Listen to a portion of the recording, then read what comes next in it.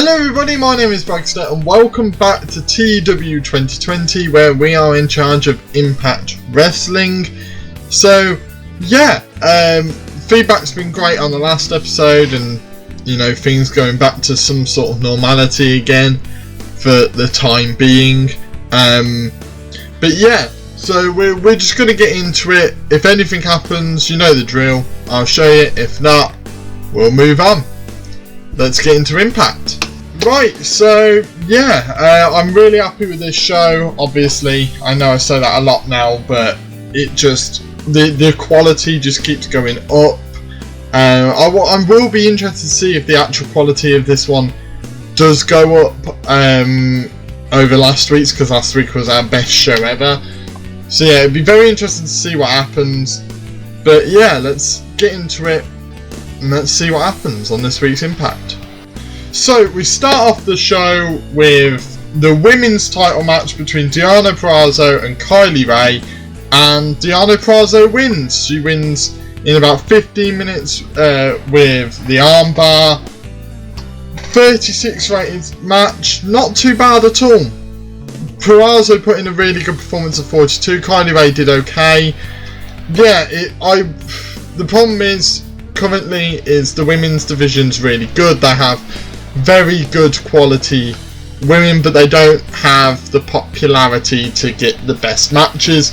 So currently it's going to be a slog really, but the benefit is there are many different storylines that can weave in and out of one another. So yeah, 36 rated, not too bad.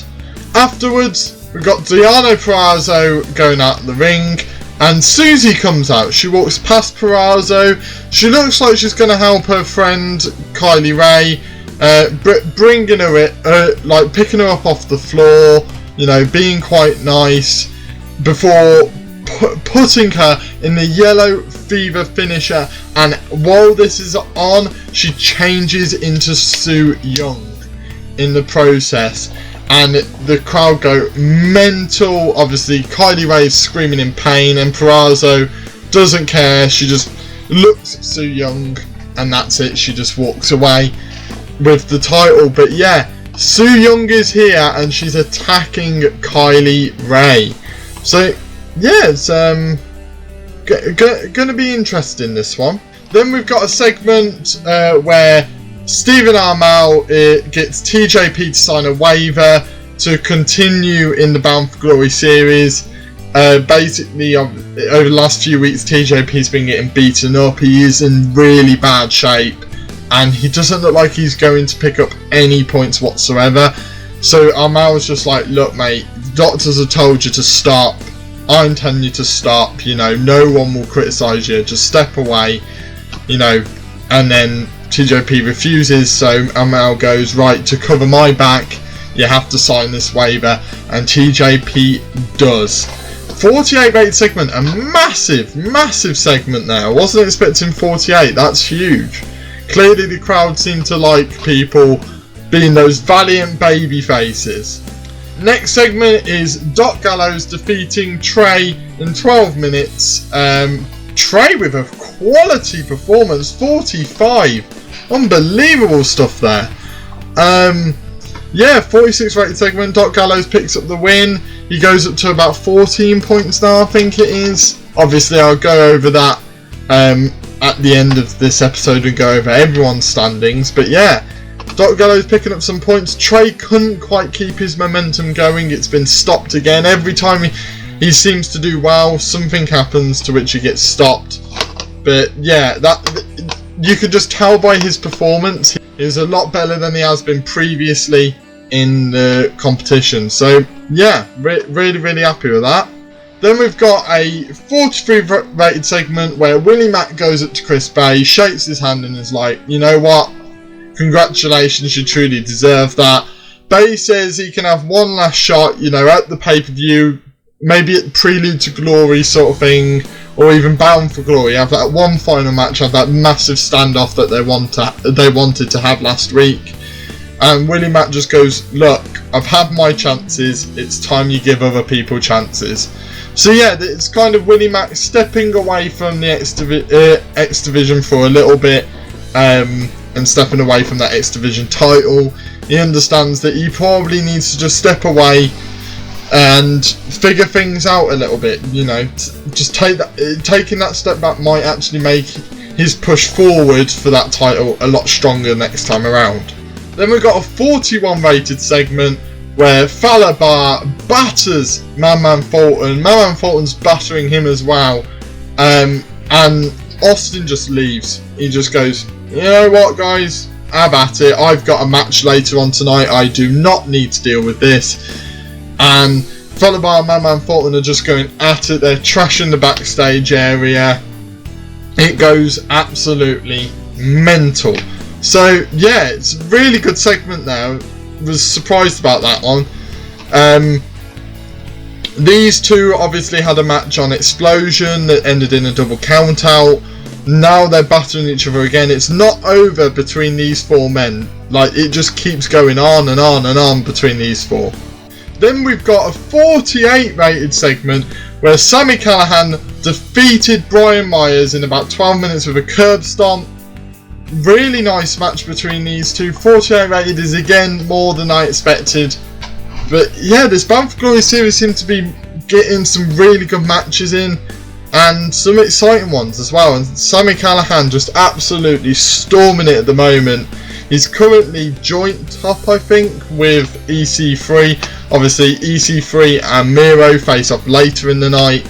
But yeah, Callahan's going for this title. He really is.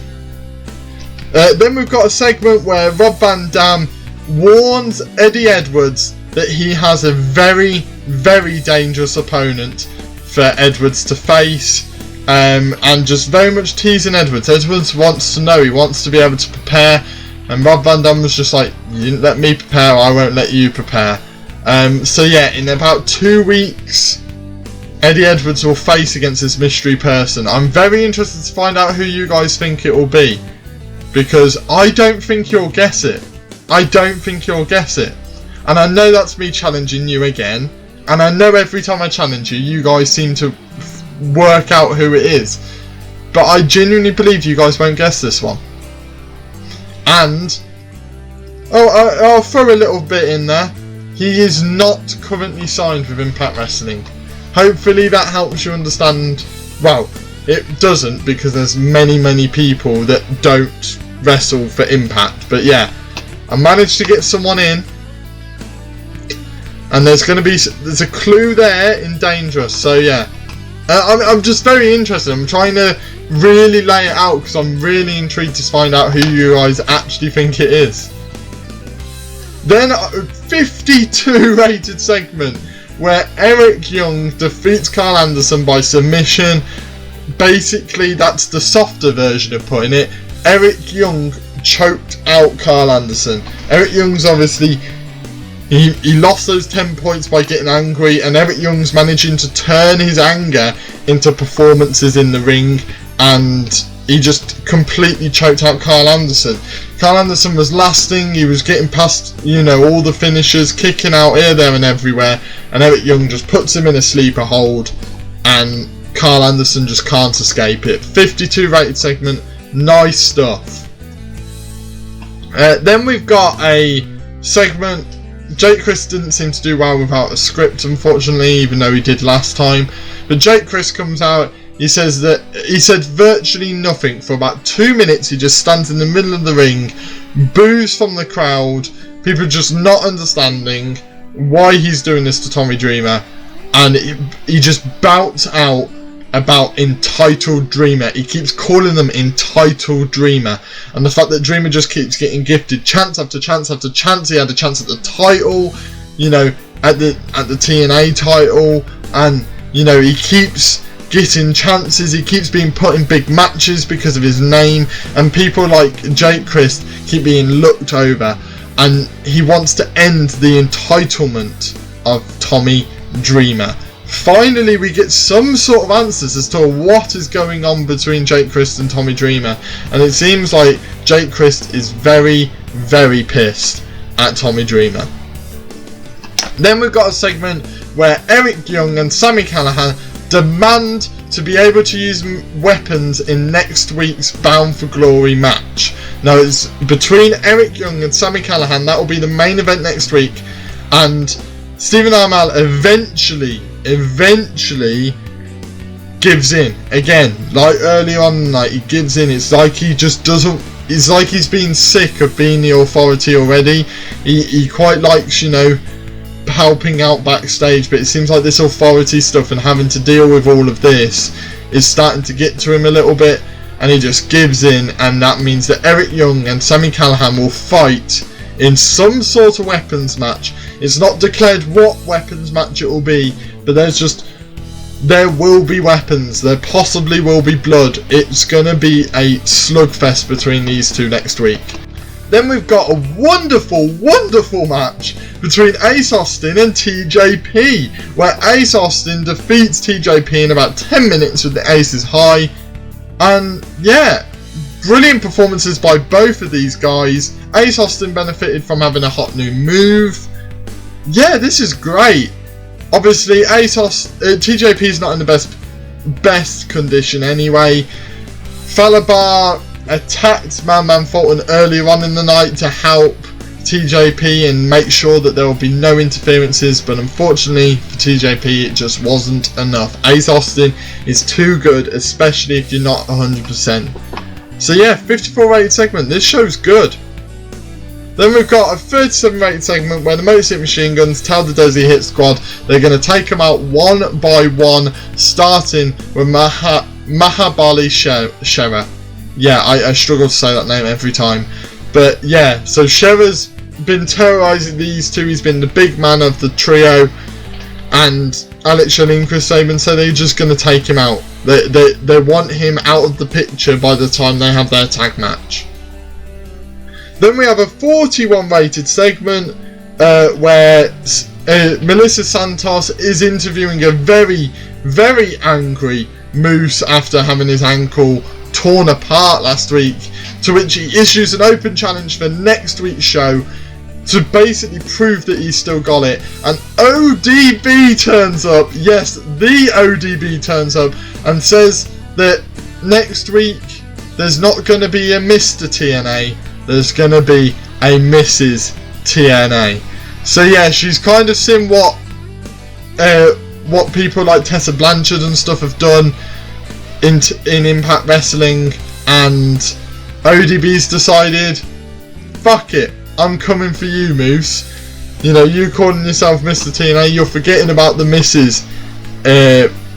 You're forgetting about the women in this rivalry. So yeah, it's great.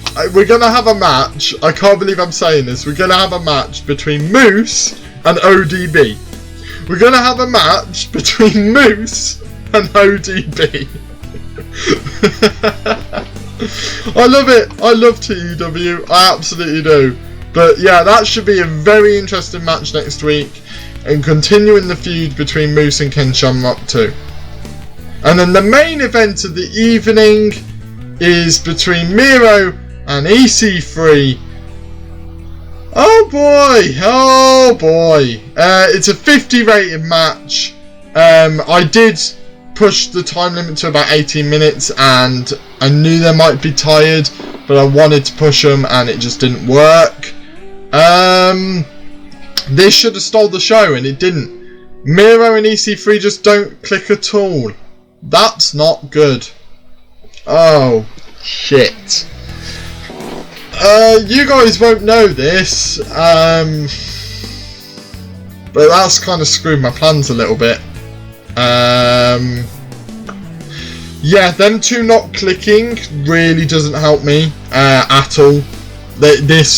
This match here, the reason why I pull it is underhanded tactics, and why pinfall was because it's not over between these two.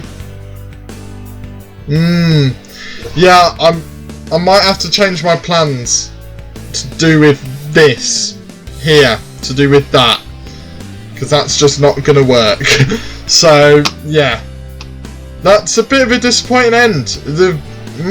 The show was looking really good. So yeah, let's see what the end show rating is. 50 rated. It's still a very good show, but that main event, Oh boy, you know, when you look at this, Eric Young, Carl Anderson 52, Ace Austin, TJP 54.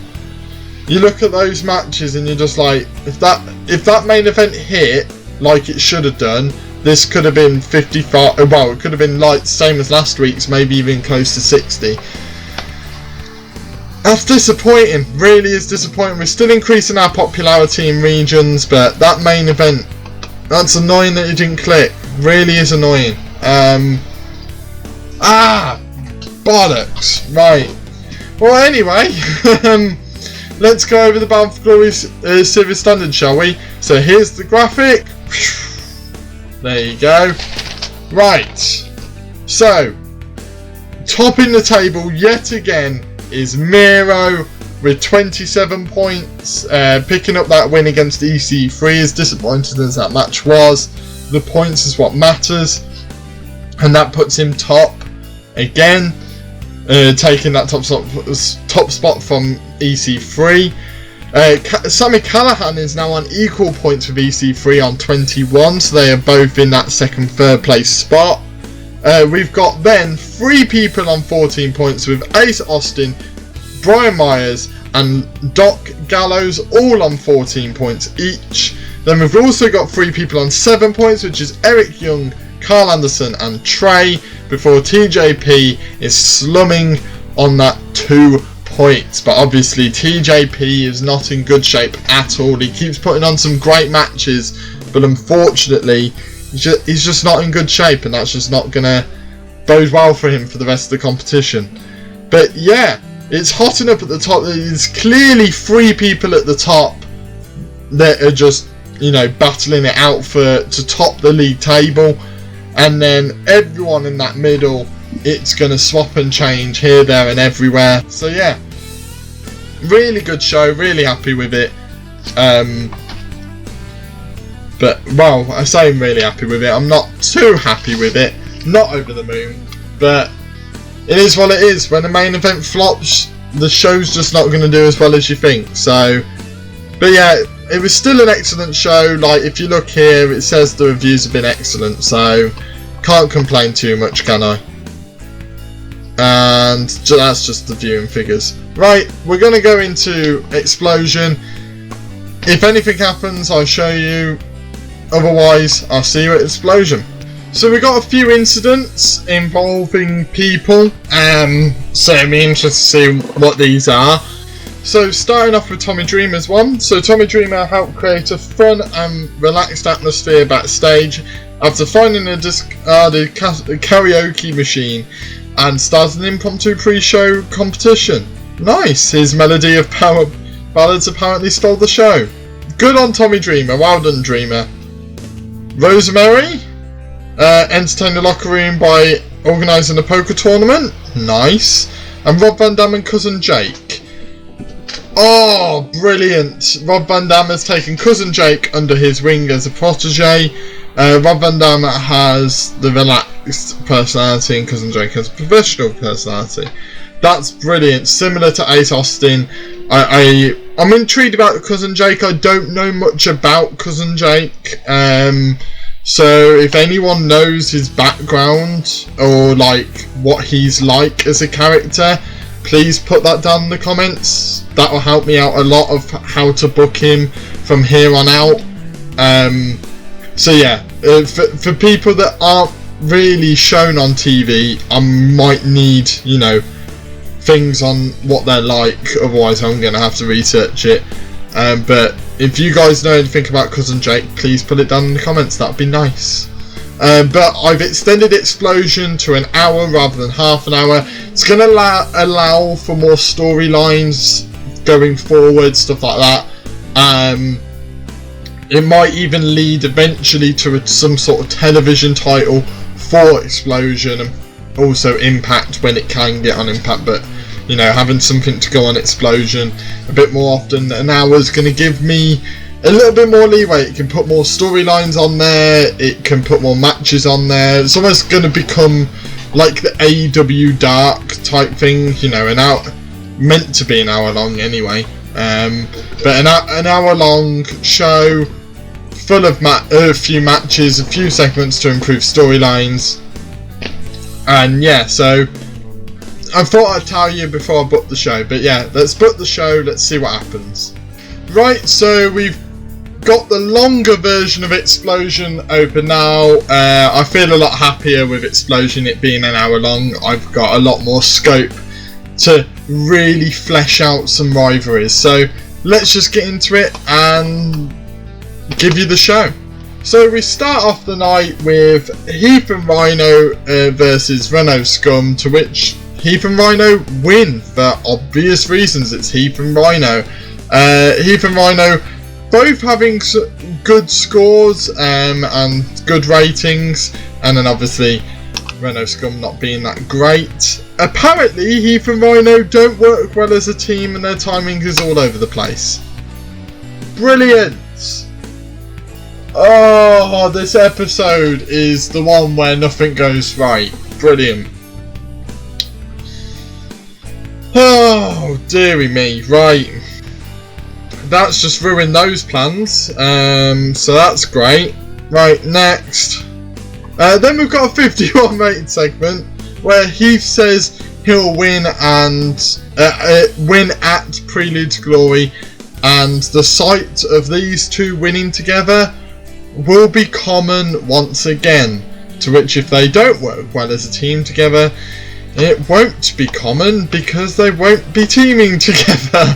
But yeah, really good segment. Heath and Rhino both brilliant on the mic, so it's always good to give them some mic time. Then we've got a 36 rated match where Jordynne Grace defeats Rachel Ellering with a fall from Grace. Yeah, it's a really good segment. Madison Rayne again on commentary for Grace's matches. Rachel Ellering did alright actually, bear in mind she doesn't really have much popularity. I just went on the local competitors, Rachel Ellering was one of them, and I wanted to give her a shot, you know. She never really got one on NXT before being released, so I thought why not give her one on Explosion. Just a quick little match, not a big one. But yeah, not a bad little match there.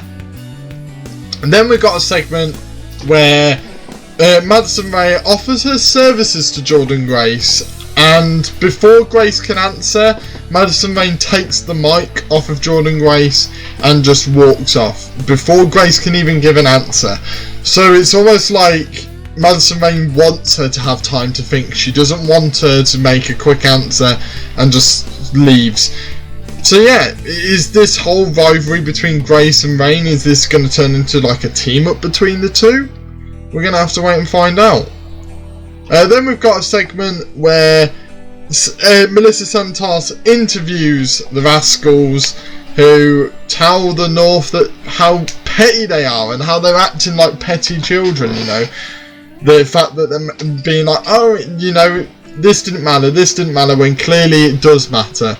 So yeah, it's a good little segment where Des wasn't really great off script, but yeah, so it's going to be interesting where these rivalries go. Obviously Trey's in the Bound for Glory series, and that was only subtly mentioned as the Rascals are trying to like pick Trey up a little bit off the floor.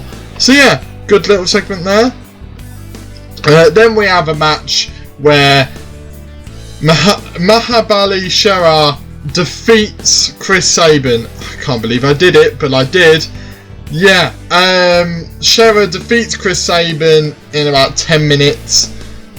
Shera and Sabin actually show really good chemistry in the ring, which is good to see. But yeah, 33 rated segment. Obviously Shera's a big monster. I've got to put him over as a big monster, and that's exactly what I did. And I thought Sabin, bear in mind Sabin's the less, you know, not really going to be sticking around too long, because he's only an occasional wrestler. I thought it'd be a good thing to just put him as the one to lose against Shera. Give Shera some popularity. It'll be interesting to see how much he actually gains from it. But yeah, decent match, decent rating, better than I thought it was going to be. So yeah, good stuff there. Then we have a segment where Shelley is tending to Sabin outside the ring, and Singh just goes to Shelley. Shera will see you next week. You have an appointment with him, as Shelley's kind of a bit concerned after seeing his mate just get battered by Showa.